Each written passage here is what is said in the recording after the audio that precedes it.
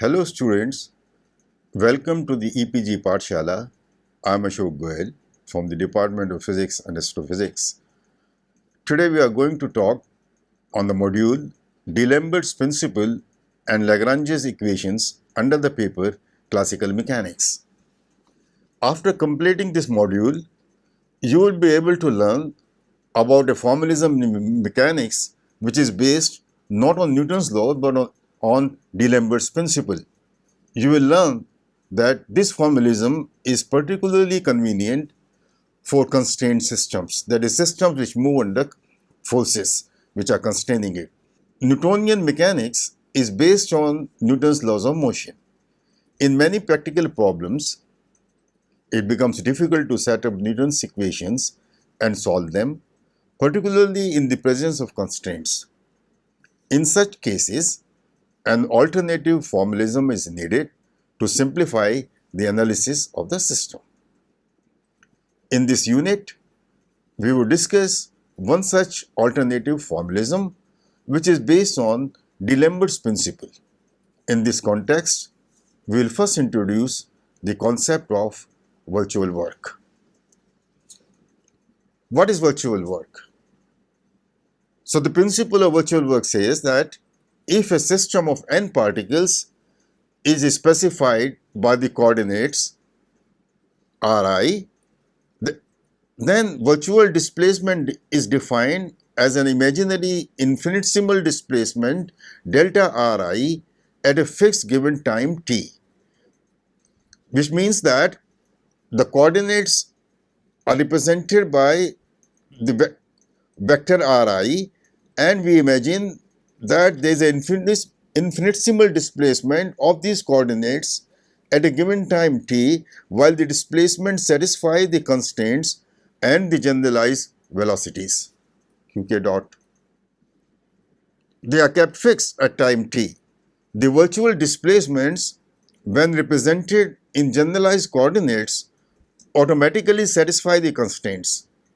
The relation between the infinitesimal displacement of the generalized coordinates and the virtual displacement is given by the chain rule, because each coordinate position or coordinate vector Ri can be represented as a function of the generalized coordinates Q, set of Q's. Therefore, delta Ri is small deviation in the Ri can be represented as sum of displacements by the chain rule, namely delta Ri is summation over j partial derivative of Ri with respect to the generalized coordinates qj into the deviation in the generalized coordinate qj for all values of j. Let Fi be the total force acting on the ith particle. That is, it is the sum of the external applied force plus the force of constraint, if any, on the ith particle. As the system is in equilibrium, the virtual work, which is defined as the work done on the system by all the forces that act on the system when the system undergoes a virtual displacement represented by the set of displacement delta Ri.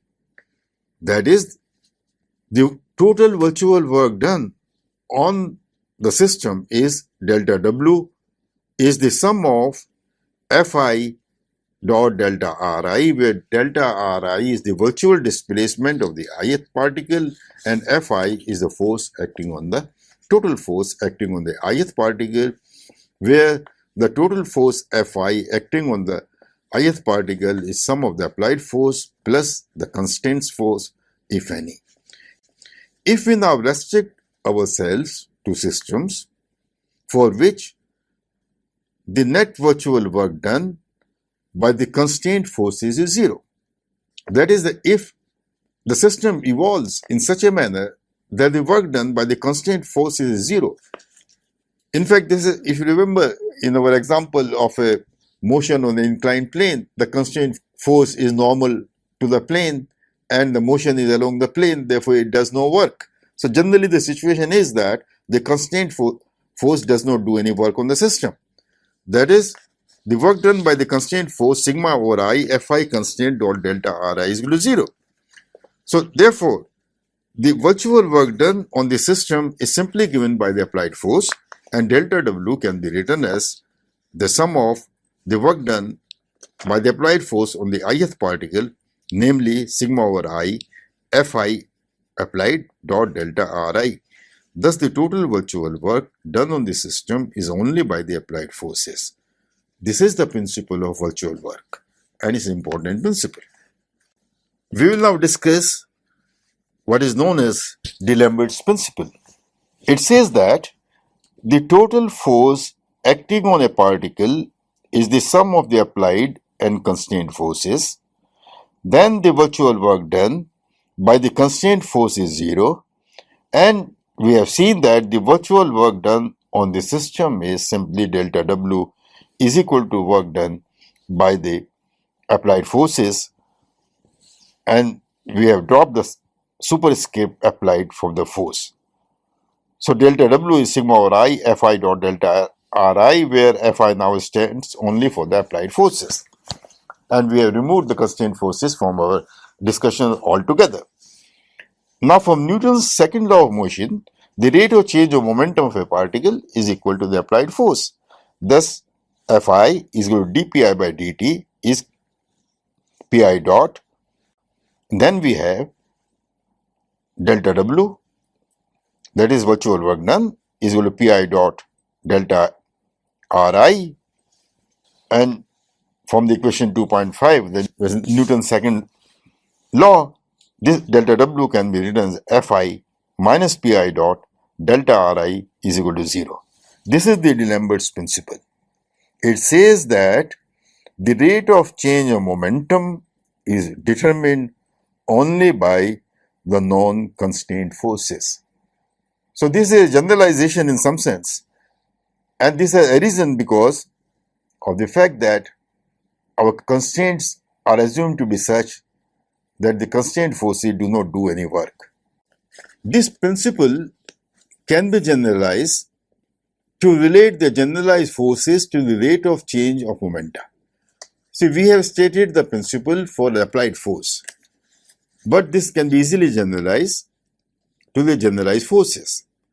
In terms of generalized coordinates, we have the work done delta W is sum over J of Fj into delta Qj, where Fj is the generalized force acting on the coordinate J, the generalized coordinate J, which, and delta W is then, if written as pi dot delta Ri, and since the position vectors Ri are functions of generalized coordinates, then delta Ri can be related to the variations in the generalized coordinates by the chain rule. So delta W is equal to sum over J into generalized force Fj multiplied by the displacement delta Qj, which can in turn can be written as sigma over I pi dot delta Ri equal to then pi dot, then delta Ri is partial derivative of Ri with respect to dQj with respect to Qj into delta Qj sum over J also.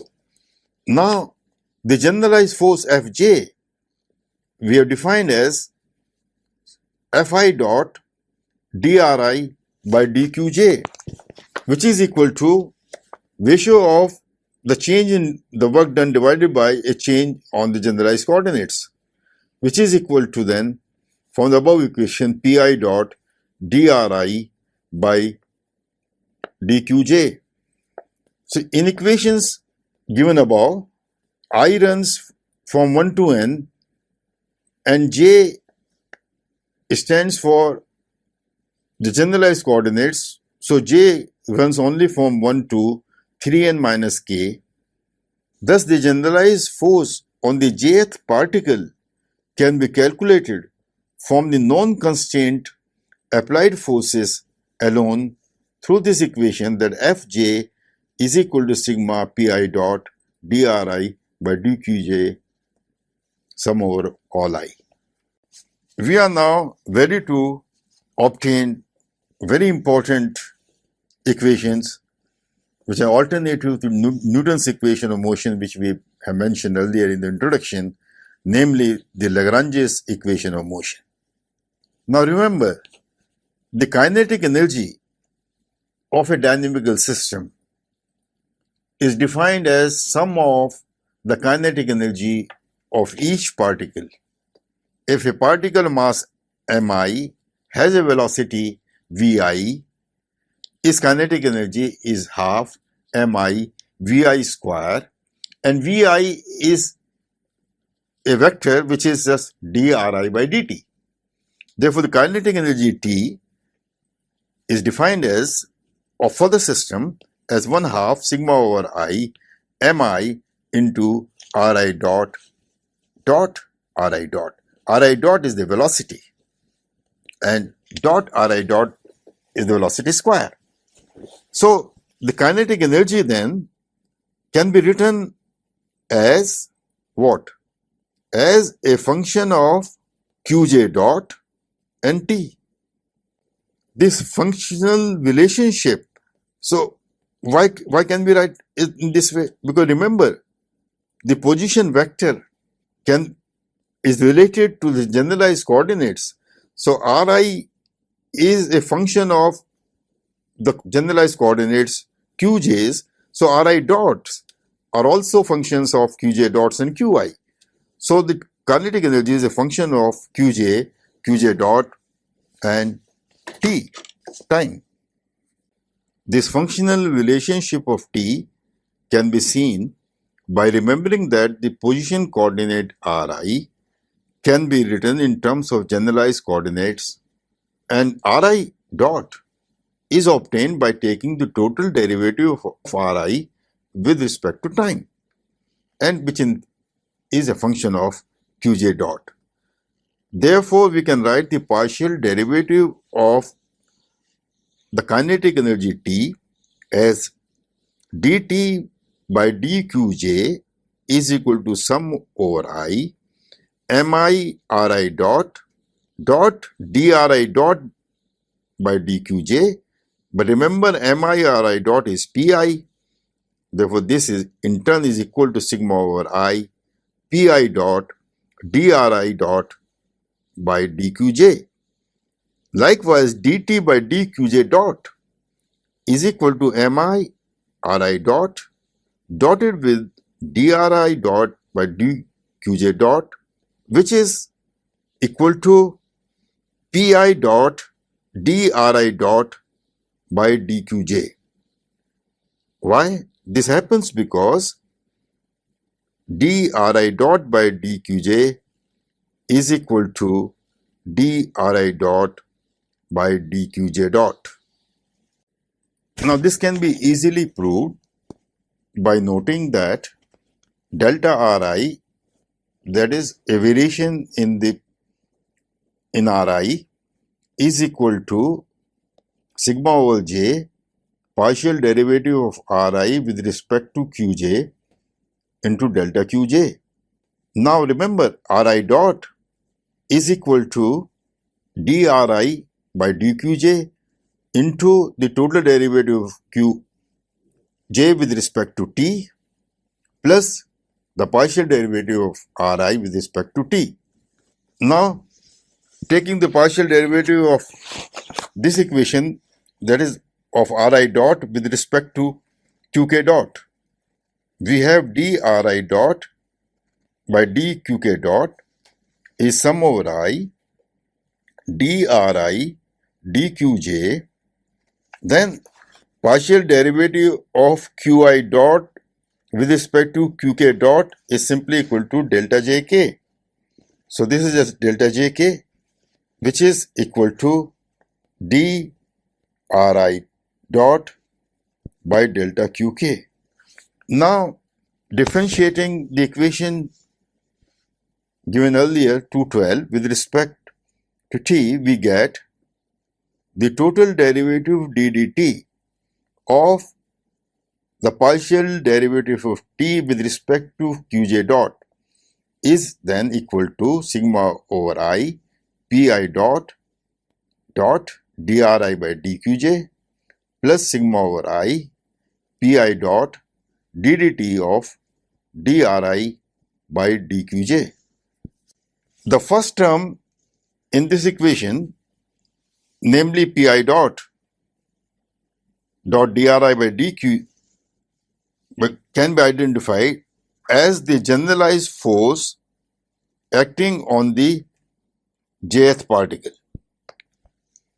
In the second term, we have ddt of the partial derivative of the position vector of the ith particle with the jth generalized coordinate. So ddt of dri by dqj, which can be written as dd or partial derivative with respect to qk of dri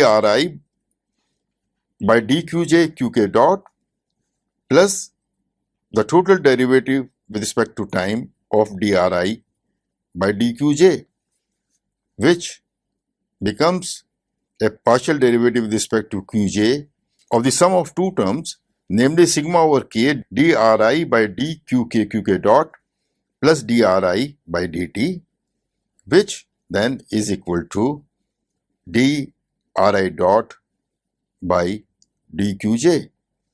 Therefore, ddt of dt dqj is equal to dt by dqj plus the generalized force F acting on the jth generalized coordinate.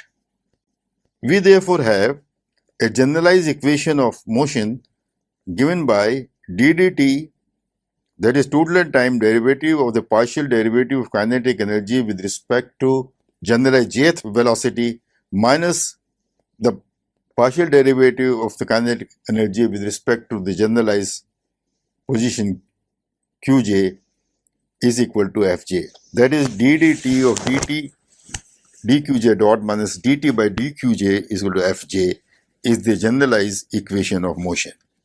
Now, if we specialize to the conservative forces, and if you remember that conservative forces are those forces which can be obtained from a potential function u by taking the gradient of the potential function.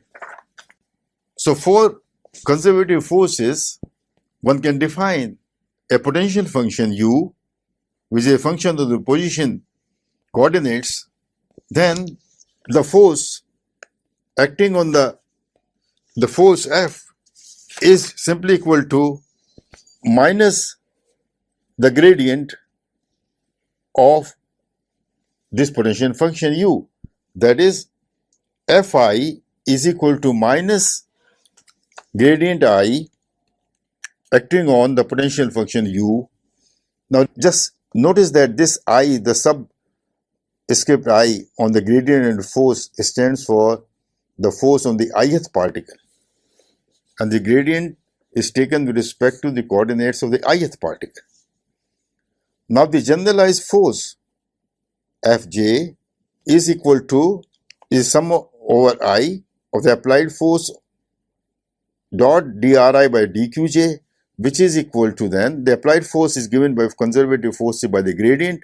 So this is given minus gradient I u of rk dot dri by dqj. Now the force Fj is du by dqj. Therefore, the generalized equation of motion obtained by using D'Alembert's principle expressed in generalized coordinates then becomes ddt of dt by dqk dot minus dt by dqk is a minus du by dqk. So this is what we obtain as the generalized equation of motion, or equation of motion in terms of the generalized coordinates. Now, which has reference only to the expressions for the kinetic energy and the potential energy given in terms of the generalized coordinates. So if we can write for our dynamical system, if you can express the kinetic energy of the system and the potential energy of the system in terms of generalized coordinates, then the equation of motion in terms of these generalized coordinates is simply given by this equation, that is the total time derivative or the partial derivative of t with respect to qk dot minus the partial derivative of t with respect to qk is equal to minus du by dqk. Now, we define a function called the Lagrangian, which is defined as the difference between the kinetic energy and the potential energy. Remember that for holonomic systems, we have the constraints which are independent of the generalized velocity. So for the holonomic constraints, u does not depend on the generalized velocity. That is, the partial derivative of u with respect to generalized velocity qk dot is equal to 0. Now this allows us to write the equation which we gave earlier as the generalized equation of motion in terms of the kinetic energy and potential energy and their derivatives. Then since u for holonomic constraints is independent of the generalized velocity, this allows us to write down the equation of motion in terms of generalized coordinates in the form that d dt, that is the total derivative with respect to time of this quantity Lagrangian, of the partial derivative of Lagrangian with respect to the generalized velocity k, that is qk dot, minus dl by dqk is equal to 0. This is a very important equation, and this is an equation we will make use of subsequently. And this is the well-known and the famous Euler-Lagrange's equation for each generalized coordinates qk. So what it means that if we are, for a dynamical system, after specifying the number of degrees of freedom, then choosing the appropriate generalized coordinates which are equal to the number of degrees of freedom. So once we have chosen these appropriate generalized coordinates, and if further our system is conservative and holonomic, then the potential energy of the system does not depend on the generalized velocity, and in that case we can define a quantity called the Lagrangian, which is the difference of the kinetic energy minus potential energy, each written in terms of only generalized coordinates and their velocities. And then the equation of motion is simply given for generalized coordinates and are given by the Euler-Lagrangian equation of motion, and state the ddt of dl by dqk dot minus dl by dqk is equal to 0. Let's now consider the time and velocity dependent potential. So far we have considered potentials which do not have time and velocity dependence. Say in defining the Lagrangian, we have confined ourselves to potential energy which does not depend on time. We may have situations, in fact, where the potential energy, even though depends on time, but is conservative at each instant of time. What we mean by saying that it is conservative at each instant of time is that the energy is conserved at every instant of time. This could be the case, for example, in the case of planetary motion about the center of a mass. If the potential is velocity dependent, the Euler-Lagrange's equation may not hold in general. In case we have generalized force that can be written in terms of velocity dependent potentials, such force we'll call a generalized potentials called generalized potential energy. That is, if we can we can drive generalized force in terms of the generalized potential energy. In this case, the potential energy will depend not only on the generalized coordinates but also on velocity. And if this generalized force can be determined through an expression of the type Fg is going to minus du by dqj plus the total time derivative of du by dqj dot. The Euler-Lagrange equation still holds for the Lagrangian t minus u, when u is defined in this way. The u defined in this way is not the potential energy in the conventional sense of being the work done by a generalized force. That it cannot be calculated from the line integral of the generalized force. But this concept of the generalized potential still allows us to use the concept of Lagrangian to obtain the Euler-Lagrangian equation of motion, and that is the usefulness of this formalism. As an example of velocity-dependent force, we will take the well-known example of Lorentz force on a charged particle. If you remember that the Lorentz force on a charged particle in the presence of electromagnetic field depends on the velocity of the particle. So we consider this a special case and obtain the corresponding Lagrange's equation. Now in case the potential energy depends on the velocity, that is if we have a velocity and time dependent potentials, we have mentioned that what changes occur. So as an example, we'll now obtain the Lorentz force equation, or rather using the Lorentz force equation, we'll obtain the Lagrangian. We know that the equation of motion of a charged particle of mass m and charge q in the presence of electromagnetic field is given by m into d2r by dt square is equal to Lorentz force, which is q times the electric field E plus 1 by c v cross b, where v is the velocity and b is the magnetic field. The electric and magnetic field, we know, in turn can be expressed in terms of the scalar and vector potentials A through the well-known relations from the study of electricity and magnetism, namely that B is equal to curl of A and E is equal to minus grad phi minus 1 upon c dA by dt. That is, instead of the 6 components of 3 for electric and 3 for magnetic field, these 6 components are not all independent, and we can represent the electric field and magnetic field in terms of a scalar potential with 1 component and a vector potential A with 3 components. Then written in terms of this, we can express the equation of motion as, for the x component, for example, mx double dot is q times the x component of the electric field plus 1 by c times the x component of the quantity v cross b.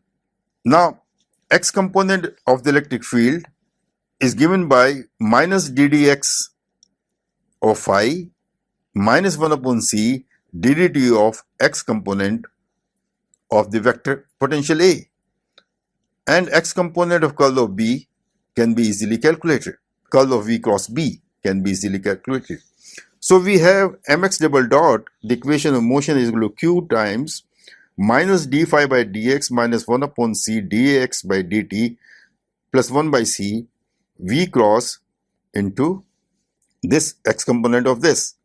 So del cross B x component.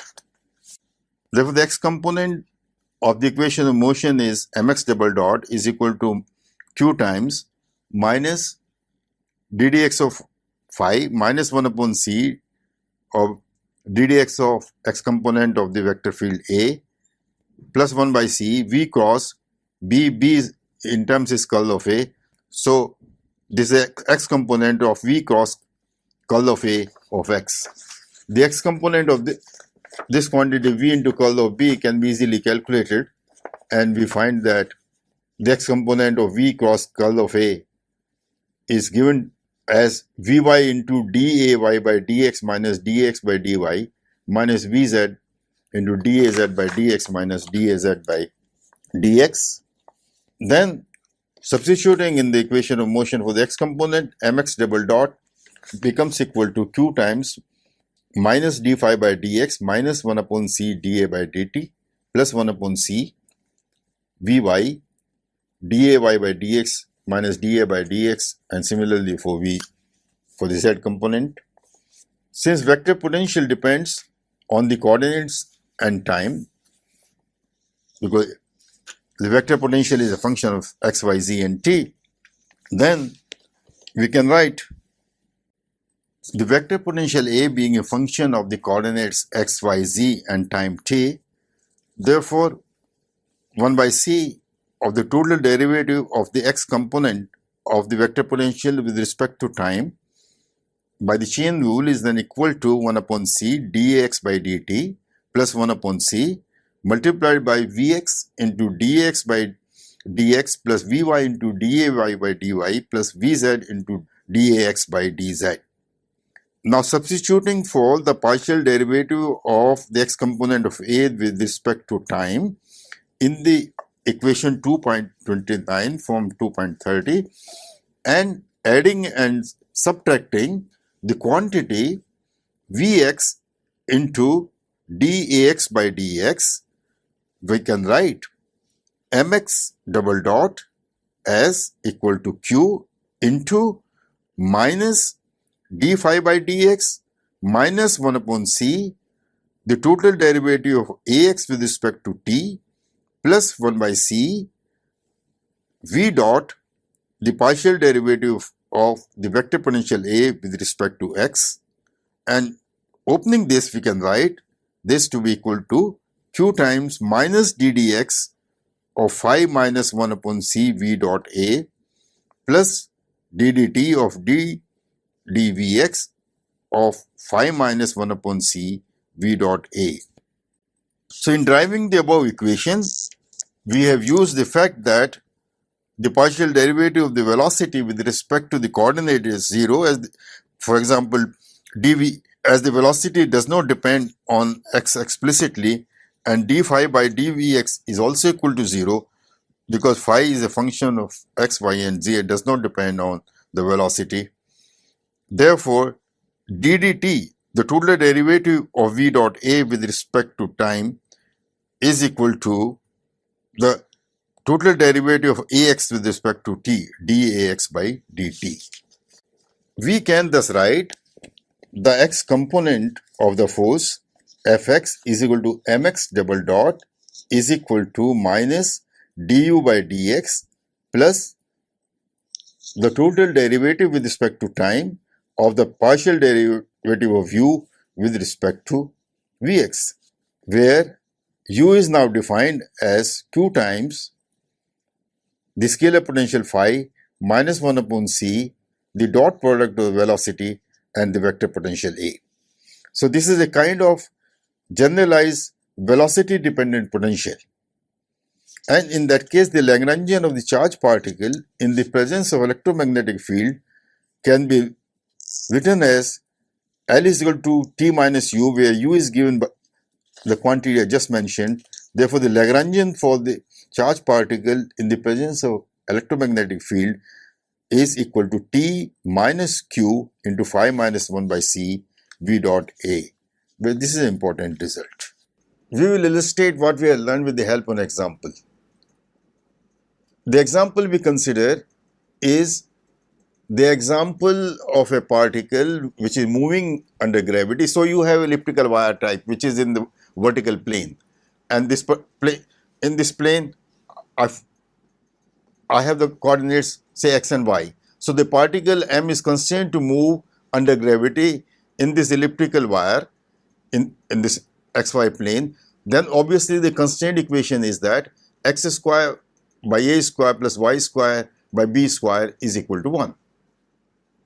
Now we can easily parameterize this by a single angle theta cosine by an angle theta by writing x is equal to a cosine theta and y is equal to b sine theta.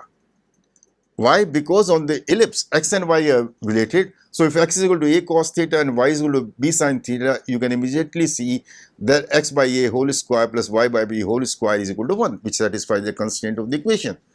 So there is only one generalized coordinate theta to be considered. So in terms of these generalized coordinates, we can then write down the kinetic energy. Remember that the kinetic energy is 1/2 mass times x dot square plus y dot square.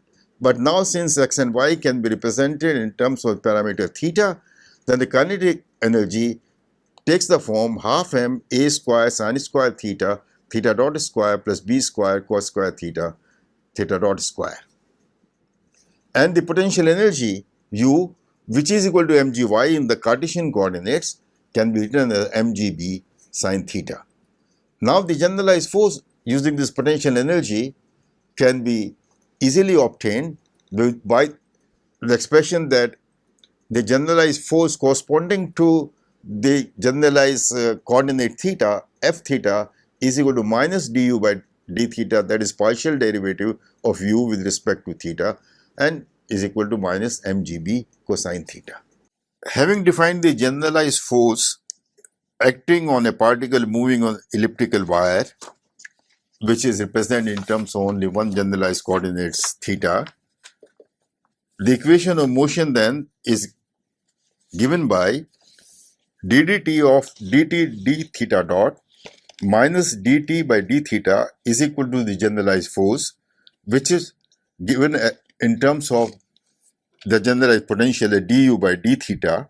Now, from the expression of the kinetic energy, the partial derivative of the kinetic energy with respect to theta dot is equal to half into mass into a square sin square theta plus b square cos square theta 2 theta dot, and the partial derivative of d of the kinetic energy t with respect to theta is equal to m theta dot square into a square sin theta cos theta minus b square sin theta cos theta, which can be simplified to m sin theta cos theta into a square minus b square theta dot square.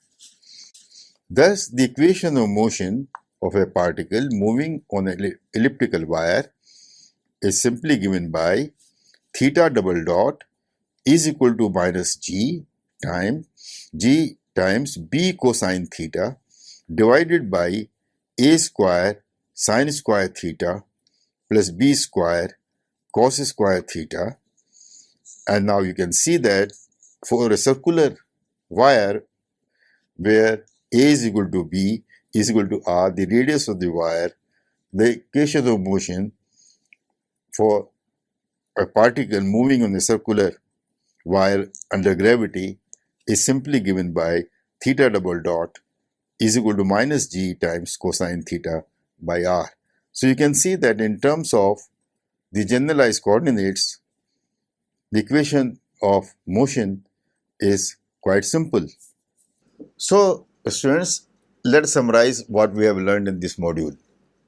In this module, we have learned that for conservative systems, by conservative system, let me explain once again, means where the energy is conserved.